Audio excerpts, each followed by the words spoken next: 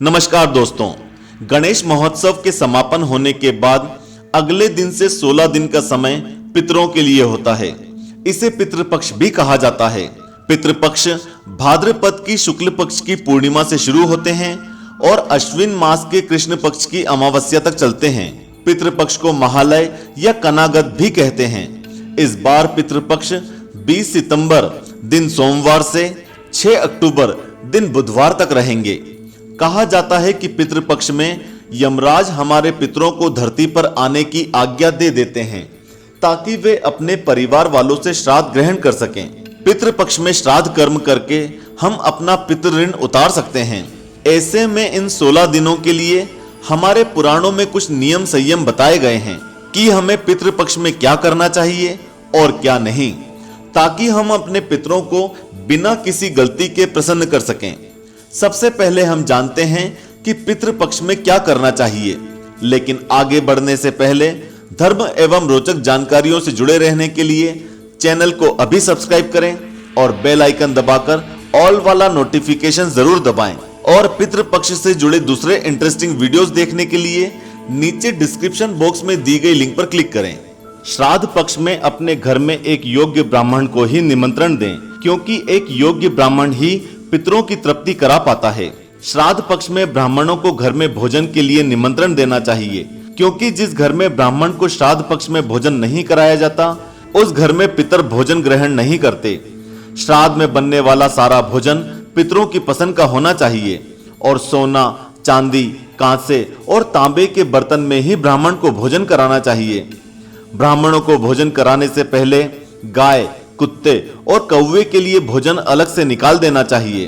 घर आए ब्राह्मणों को मौन रहकर भोजन करने का आग्रह करें, क्योंकि हमारे पितर तब तक ही भोजन ग्रहण करते हैं जब तक ब्राह्मण मौन रहकर भोजन करते हैं। जो पितर हथियार से मरे होते हैं उनके लिए मुख्य तिथि के अलावा चतुर्दशी को भी श्राद्ध कर्म करना चाहिए। अपनी बहन, जमाई और भांजे को श्राद्ध कर्म में भोजन कराने के लिए जरूर बुलाना चाहिए, क्योंकि ये माननीय होते हैं और इनको भोजन ना कराने पर पितरों के साथ साथ देवता भी भोजन ग्रहण नहीं करते। श्राद्ध करते समय अगर आपके द्वार पर कोई भिखारी या गरीब आता है तो उसको आदर पूर्वक भोजन कराएं। अगर आप उसको लौटा देते हैं तो आपके श्राद्ध का फल नष्ट हो जाता है। श्राद्ध में दूध, दही, गंगाजल और तिल का उपयोग बहुत जरूरी होता है। तुलसी से पितरगण खुश होते हैं। ऐसा कहा जाता है कि तुलसी से पिंड की पूजा करने से पितरगण प्रलय काल तक संतुष्ट होते हैं। ब्राह्मणों को भोजन कराने के बाद उन्हें दक्षिणा देकर उनसे आशीर्वाद लें और उनको घर के द्वार तक छोड़कर आएं, क्योंकि ब्राह्मणों के साथ साथ पितरगण भी चलते हैं। ब्राह्मणों को भोजन कराने के बाद ही अपने घर वालों, रिश्तेदारों और मित्रों को भोजन कराएं। पीपल के पेड़ में पितरों का वास होता है, इसलिए पितृपक्ष में रोज कच्चे दूध में पानी और मिश्री मिलाकर पीपल पर चढ़ाएं और शाम को पीपल के पेड़ के नीचे आटे के 5 दीपक जलाएं। दीपक सरसों के तेल से भरे होने चाहिए। पितृपक्ष में पितरों के नाम से छायादार या फलदार वृक्ष जरूर लगाएं। दोस्तों, अब बात करेंगे कि पितृपक्ष में हमें क्या क्या काम बिल्कुल नहीं करना चाहिए। श्राद्ध पक्ष के दौरान दिन में नहीं सोना चाहिए। श्राद्ध पक्ष के दौरान घर में नहीं जाना चाहिए, यानी गृह प्रवेश नहीं करना चाहिए। श्राद्ध पक्ष में तेल और साबुन का प्रयोग नहीं करना चाहिए और ना ही शरीर की मालिश करवानी चाहिए। पितृपक्ष में नाखून नहीं काटने चाहिए, बाल नहीं काटने चाहिए और ना ही दाढ़ी बनानी चाहिए। पितृपक्ष में तामसी भोजन यानी मांस, मछली नहीं खाना चाहिए और ना ही सिगरेट, शराब जैसी चीजों का सेवन करना चाहिए। श्राद्ध पक्ष में पान भी नहीं खाना चाहिए। पितृपक्ष के दौरान ब्राह्मण का अपमान भूल से भी ना करें, क्योंकि वेदों के अनुसार पितृपक्ष में ब्राह्मण का अपमान करने से आपको 100 पीढ़ियों तक गरीबी झेलनी पड़ती है और ना ही किसी जानवर या पक्षी का अपमान करना चाहिए। पितृपक्ष में शारीरिक संबंध नहीं बनाना चाहिए।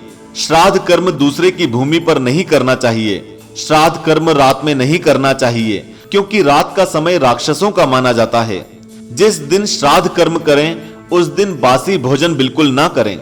श्राद्ध पक्ष में चना, मसूर, उड़द, सत्तू, मूली, काला जीरा, कचनार, खीरा, काली उड़द, काला नमक, लौकी, बड़ी सरसों, काली सरसों की पत्ती, मटर और राजमा का प्रयोग ना करें। केले के पत्ते पर श्राद्ध का भोजन नहीं कराना चाहिए। तो ये हैं दोस्तों पितृपक्ष में ध्यान देने वाले कुछ नियम, और पितृपक्ष में हमें इन बातों का ख्याल रखना चाहिए ताकि हम बिना किसी बाधा के या बिना किसी गलती के अपने पूर्वजों को तृप्त कर सकें। तो दोस्तों, क्या आपको मालूम है कि श्राद्ध पक्ष में कितनी रोटी पितरों के नाम से निकाली जाती है? हमें कमेंट करके जरूर बताएं और वीडियो को अभी लाइक कर 10,000 लाइक का हमारा टारगेट पूरा करें और अपने प्रियजनों के साथ शेयर कर चैनल को अभी सब्सक्राइब करें।